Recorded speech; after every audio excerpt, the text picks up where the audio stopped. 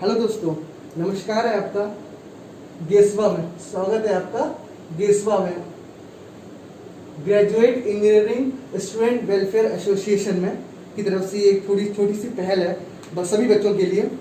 और मैं मास्क लगाया हूँ।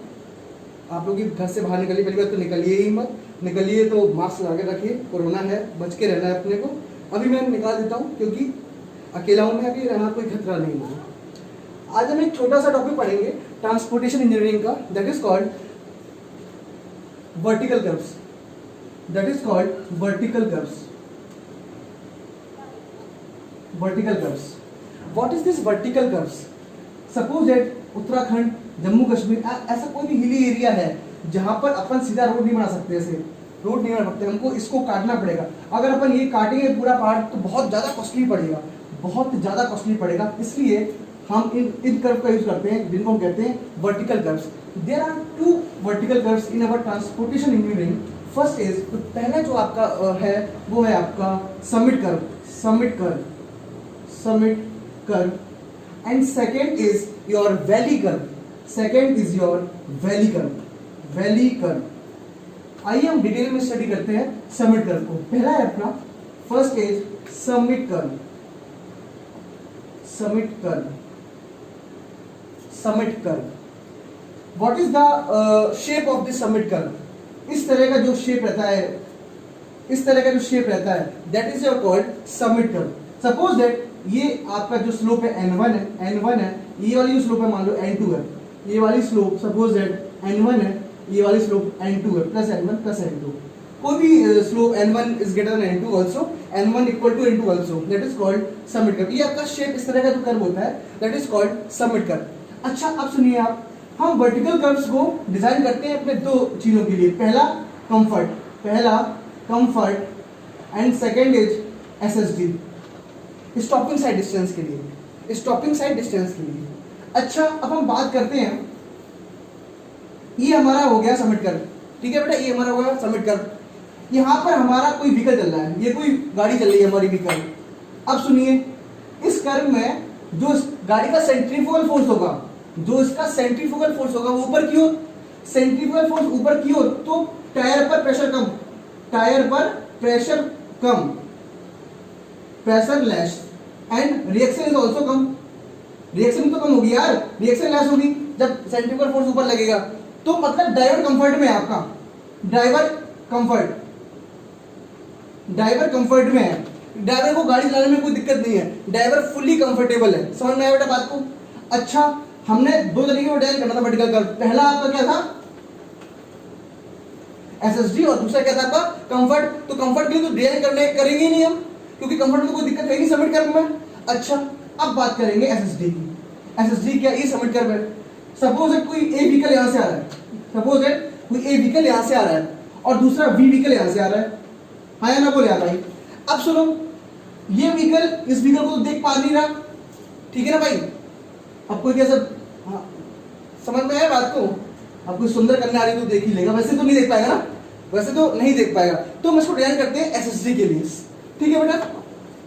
अब सुनो, एसएसडी में दो तरह का इसको डिजाइन किए जाते हैं। पहला आपका क्या है? एसएसडी से, स्टॉपिंग साइड डिस्टेंस से, एंड सेकेंड इज ओएसडी से, ओएसडी से, ओवरटेकिंग साइड डिस्टेंस से, ठीक है बेटा? अच्छा, कई बच्चे कंफ्यूज हो जाते हैं कि लेंथ ऑफ समिट कर्व है क्या? लेंथ ऑफ समिट कर्व वो इसको मानते हैं कि ये जो कर्व है ना ये है समिट कर्व। ऐसा नहीं है, ये जो लेंथ होती है, this length is called length of summit curve. अच्छा, इसके दो क्राइटेरिया हैं, पहले बात तो एसएसडी से और दूसरा क्या है? ओएसडी से।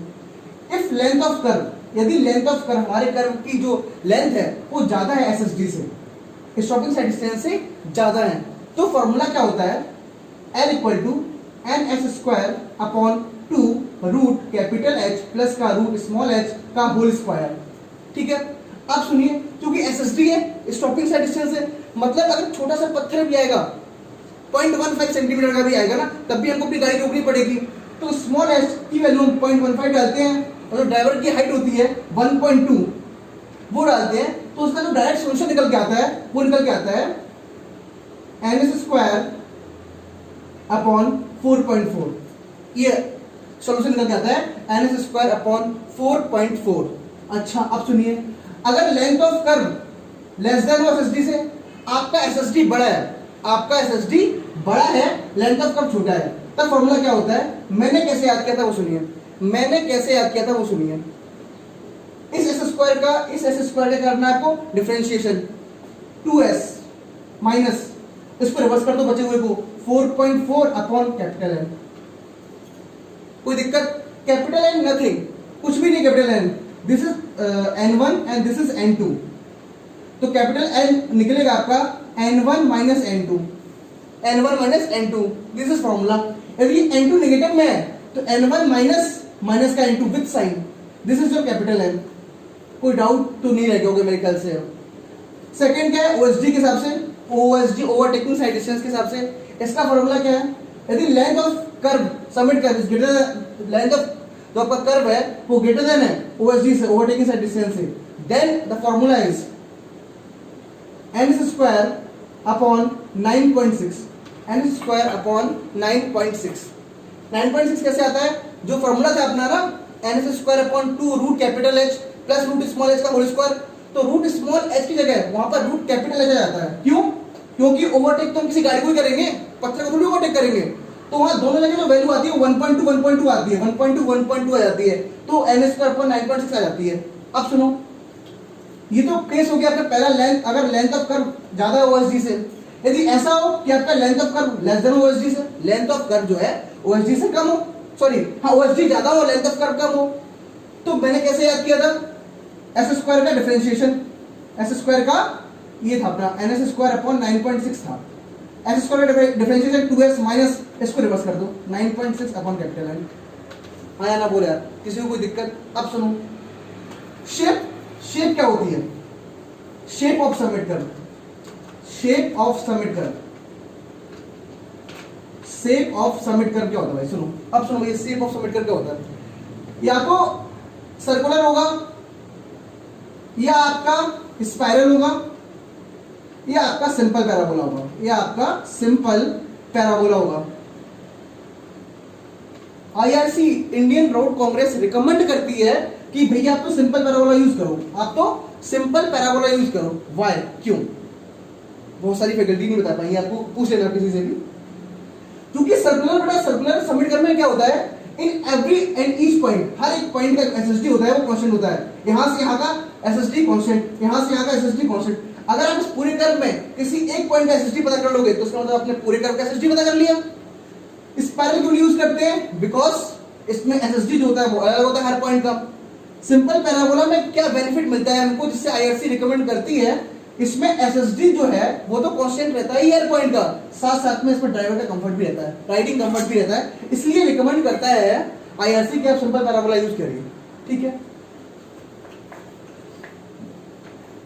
ये था आज का इंट्रोडक्शन। और आज आपको थोड़ा सा इन्फॉर्मेशन भी देनी थी। My name is Deepak Yadav, आपको जैसे पता ही है, मेरा फर्स्ट टाइम में ईएस जो है Indian engineering services, I missed by some 3 to 3 marks. उसके बाद फिर यूपीपीसीएल एसडीओ, उसमें वो इंटरव्यू में रहा। उसके बाद मैंने सारी बड़ी कोचिंग्स लगभग इंडिया की, चाहे आपकी केडी हो, सुपर 100 हो, आईएएस एकेडमी हो, द गेट एकेडमी हो, गेट हब हो, लगभग जितनी भी बड़ी कोचिंग्स वहाँ क्लासेस लिया हूँ। अब मेन बात ये है आपकी जो बात करनी थी कि जो एक संगठन है गेसवा, graduate engineering student welfare association,